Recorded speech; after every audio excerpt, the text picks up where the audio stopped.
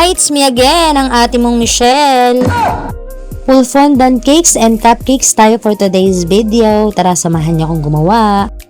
Ang cakes natin dito is 7x6. Ang flavor ng cakes natin dito is chocolate moist. At syempre naglagay rin tayo ng chocolate ganache dyan para ma-sharp ang ating edge. As you can see, nakita nyo, paneling method ang ginamit ko dito para sa pagbabalot natin ng fondant. Kasi ito na yung easy way talaga para sa akin, itong paneling method. Kasi sa totoo lang, hindi talaga kami magkasundo ng saklob method. At doon sa nagtanong doon sa aking video, doon sa naghuhulma ako ng cake topper, kung anong gamit kong fondant, ay ang gamit ko lang po ay ang homemade fondant na ang recipe ay napaka-basic lang. 3 ingredients lang ang gamit ko sa homemade fondant: marshmallow, sugar powder at konting cornstarch lang. O diba, sobrang basic lang. Alam ko meron na rin ako nagawang tutorial nito, hanapin nyo na lang. Tapos ito yung way ko kung paano ko sinasara ng mabuti yung aking fondant sa likod. Syempre pakikinisin natin yan gamit ang ating fondant smoother. At alam ko nanonood sa akin yung nagtanong sa akin na kung paano ko nga napapakinis ng husto yung aking fondant. Ang tip lang dyan is dapat makinis ang inyong cake. Makinis dapat ang inyong paglalagay ng chocolate ganache para maging makinis din ang inyong fondant pag inyo na tong inilagay. Dapat perfect ang edge at dapat maganda ang consistency ng inyong fondant pag inyo nang ipinatong ito. At nakita nyo naman, maglalagay tayo ng hagdan. Nilagyan ko siya ng stick para pampatibay ng relasyon. Charis! Alam nyo ba yung cake design nito? Matagal ko nang gustong gawin, buti na lang talaga ay meron nang nagpagawa nito sa akin. Ito nga pala yung kasama nung cake na ating ginawa nung nakaraan. Katulad nga ng sinabi ko, may pagka-similarity sila sa design. Pareha silang different pastel shade of brown. So yun nga, nilagyan ko nga lang dito ng lato-lato balls. At uulitin ko po, non-edible po ito, hindi po ito nakakain.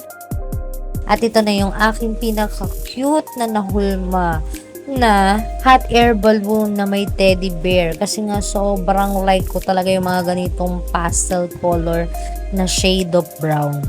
Dahil sa sobrang gusto ko nga ng brown, pati bahay ko kulay brown na. Charis! Kwento ko lang sa inyo, may nagtanong sa akin na client. Pwede ko daw ba siyang gawa ng cake na fondant cake pero hindi matamis yung mismong fondant?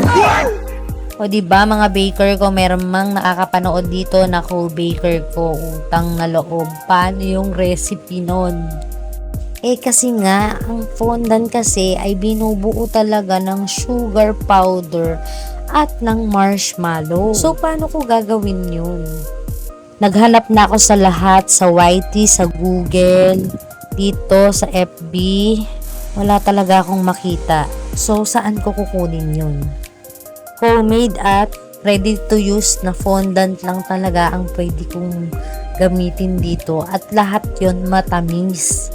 Kaya naman kung meron pong nakakapanood dito na co-baker ko, please lang message nyo ako kung paano nga gawin yun. Kasi sa tagal ko sa pagbe-bake, sa 7 years kong pagbe-bake, hindi pa ako nakakagawa nun. Dami ko ng problema, dumagdag pa yung tanong na yun, di ba? Anyway, back to the cake na nga tayo. Nilalagyan ko na to ng mga clouds na ginumot-gumot ko lang yan. Kumbaga ay kinurut-kurut ko lang sa fondant. Tapos nilagyan ko na rin siya ng mga star. Na nilagyan ko din ng edible glitter dust para maging shiny shimmer siya dyan. At para po hindi sila malaglag, nilalagyan ko lang din po sila ng toothpick. At para kahit ibiyahe ito ng malayo ay hindi malalaglag ang ating mga star dyan. At dahil ang dami natin ilalagay na star, may pa-transition na tayo dyan. At syempre may kasama itong 12 pieces cupcake at nilagyan ko to ng cupcake topper na full edible fondant. At syempre dapat matchy-matchy siya sa ating cake. Kaya hinulmahan ko din yan ng teddy bear, ulap, star at mga balls. Yung balls dito is edible naman kaya pwedeng kainin. O diba ang cute ng ating teddy bear dyan? Wow! At alam niyo, ang ganda talaga ng naging outcome nito. At talagang bumagay siya sa backdrop ng event ng ating mga celebrant. Kaya naman, thank you ulit sa nagpagawa nito kay Ma'am Risa. At belated happy birthday sa ating celebrant na si Baby Austin.